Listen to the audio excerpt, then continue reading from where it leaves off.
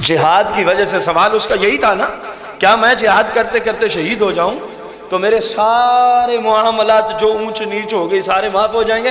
آقا علیہ السلام نے فرمایا سارے معاف ہو جائیں گے سوائے ایک کے۔ وہ پتہ ہے کون سا ہے؟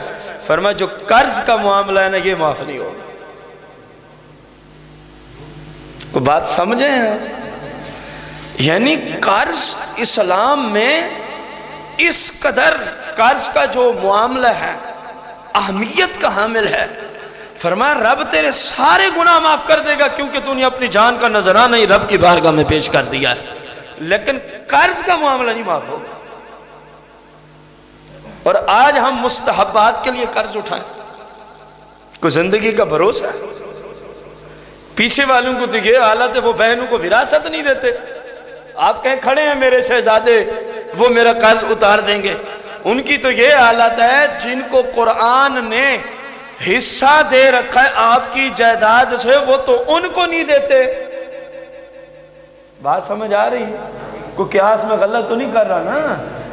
جو قرآن ان پہ فرض کر رہا، یوصیکم اللہ فی اولادکم للذکر مثل حظ الانثیین، قرآن ہے۔ فرمایا جہاں بیٹوں کا حصہ ہے تمہاری جائیداد میں وہیں رب نے تمہاری بیٹیوں کا حصہ بھی رکھا ہے۔ تمہاری اور ہماری اولاد کی حالت تو یہاں تک پہنچ گئی وہ تو بہنوں کو حصہ نہیں دیتے۔ اس قدر ظلم و ستم ہے معاشرہ میں، بہن کو باقاعدہ یہ جملے بولے جاتے اگر تو نے ہم سے حصہ لیا تو رشتہ ختم۔ کیا تم ہندو ہو گئے ہو؟ تم نے سکھ مذہب قبول کر رکھا ہے؟ تم نے اسلام کو چھوڑ دیا ہے؟ قرآن کہتا ہے بہن اور بیٹی اور بیوی کا حق ہے، اور بندہ مسلمان ہو کے کہے اگر تو اپنا حصہ لے گی تو رشتہ آج سے پھر تو ہمارے گھر آنے کی حقدار رہتی، تو پھر تو کیسے حقدار ہے؟ باپ کی وراثت سے حصہ لے کر تو اس گھر میں بیٹھنے کا حقدار کیسے ہے؟ تو بھی پھر نکل جا۔ تو جو اللہ کا فرض کیا ہوا حصہ بہنوں کو نہیں دیتے وہ قرض تو جلدی ادا کر دیں گے نا۔ اور جہاد میں بندہ شہید ہو رہا ہے، فرمایا قرض نہیں معاف ہوگا، باقی سارے میرا رب معاف فرما دے گا۔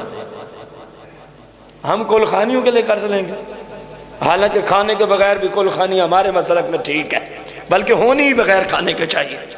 غریب آدمی کے لیے خصوصاً جس کے پاس حلال کا رزق ہے اللہ تعالیٰ کی رضا کے لیے مسلمانوں کو کھلائے تو اسلام منع نہیں کرتے۔ چلیسویں کے لیے قرض ہم لیتے، ساتے نامے کے لیے قرض ہم لیتے، نام و نہاد کے لیے، نام و نمود کے لیے، بچیوں کو زیادہ سے زیادہ جہیز دینے کے لیے قرض کی لعنت ہم اٹھاتے ہیں۔